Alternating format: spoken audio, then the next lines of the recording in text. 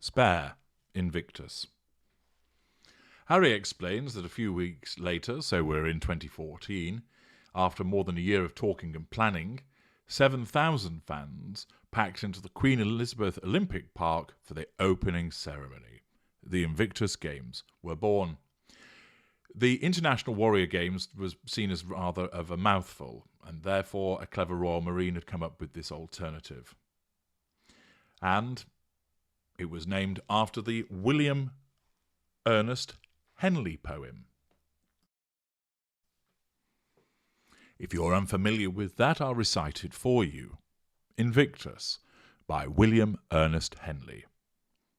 Out of the night that covers me, black as the pit from pole to pole, I thank whatever gods may be for my unconquerable soul.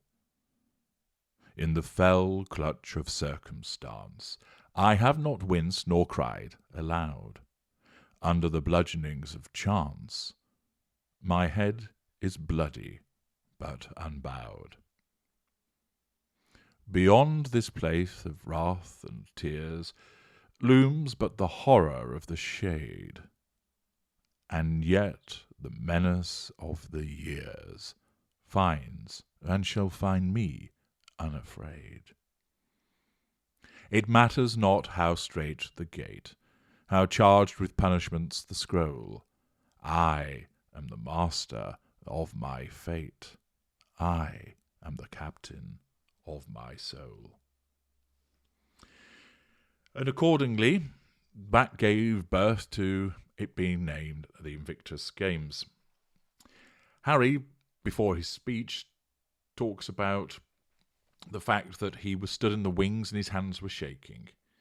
He read his note cards over and over again as the red arrows did fly past. Then Idris Elba read Invictus. And then Michelle Obama, via satellite, said some eloquent words about the meanings of the games, and then he was introduced. He headed up with a frozen smile, his fight or flight response in full effect. He scolded himself under his breath for feeling this way, given the men and women that were being celebrated. But he realised it wasn't his fault that anxiety was controlling his body at this juncture. He reached the lectern, which he'd personally and carefully positioned, and it afforded him a perfect view of all of the competitors.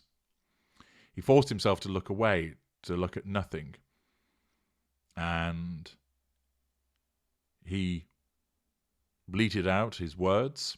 For some of those taking part, this will be a stepping stone to elite sport, but for others, it will mark the end of a chapter in their recovery and the beginning of a new one. He then went and found his father, who praised him for what he'd done, assertion of control through benign response. And it then turned out that Invictus was a hit. 2 million people watched on television, thousands filled the arenas. The highlights for Harry were the wheelchair rugby final, Britain versus America, with thousands of fans cheering Britain on to victory in the copper box. He explained that wherever he went, people came up and shook his hand, told them the stories, told them about the fact that the games had restored something that they felt that they had lost. And this, again, is demonstrative of something that Harry does well. He explains that he was introduced to Dave Grohl and the Foo Fighters, and after he'd introduced them for the closing ceremony, man and woman approached Harry, and a little girl approached and said, "Thank you for making my daddy again," and he'd won a gold medal.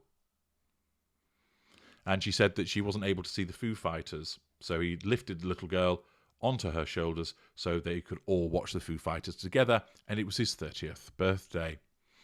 Again, a demonstration of Harry's emotional empathy and the way that he interacts with people and what he got out of those games. It would be better to have learned more about what it meant to him, perhaps the effort that went into creating the game, so that people could understand the energies that have been placed behind it, rather than him moaning about the press and completely talking about his mother. As I've mentioned in an earlier part, he should have done a separate book about how he feels and felt about his mother. But I think it would have put Harry in a better light If people had understood more about his dedication to the Invictus Games, which of course Harry's wife attempted to hijack at a later juncture when she turned up at The Hague, it would get people a better account of Harry and demonstrate the considerable emotional empathy that he does actually exhibit. Instead, of course, whenever it's something at which he shines, we just get a sort of superficial aspect of it, which is probably the impact of his wife not wanting so much to be about everything that he achieves, and instead wants it to be about the pet hates that he has, which are her pet hates, involving the press, leveraging that because it can be utilised for a means of asserting control and nullifying threats to control to maintain that victim narrative. If only Harry had been better advised, it may well be the case that we would have heard so much more about the good side of him, the decent side of him, the side of him that many people admired, notwithstanding, of course, the difficulties that he exhibits from time to time. Thereafter, he explained that he would be leaving the army, and he didn't know what for. But then he was going to be something that he'd never been, a full-time royal, and he wasn't sure how he would do that.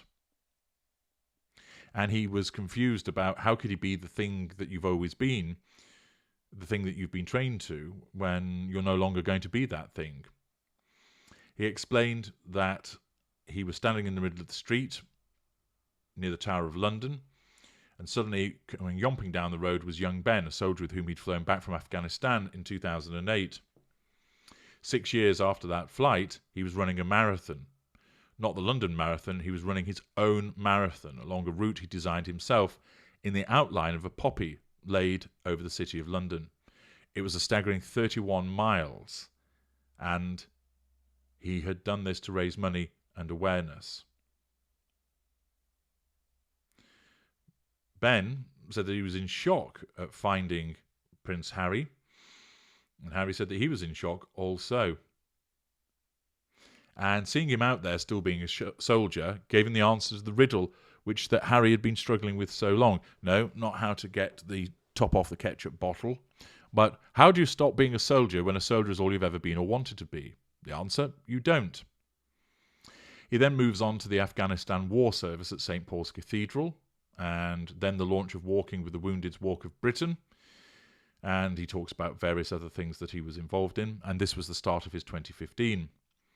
At this juncture, the papers were awash with stories about Willie being lazy, and the press had calling him work-shy Wills. So it's not just Harry who gets it in the neck, or Harry's wife that gets in the neck. Other people do from the press, but they don't bang on and whinge about it to the extent, of course, that Harry's wife does.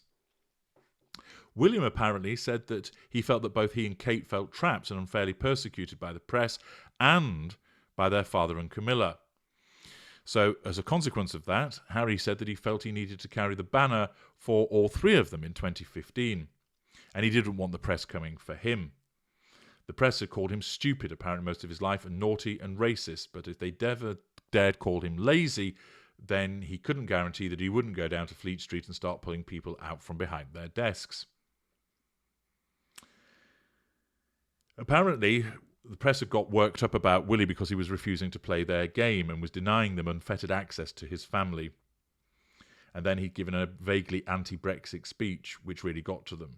Apparently, Brexit was their bread and butter, and how dare William announce that it was bullshit. Again, shades here of the interference of Harry's wife.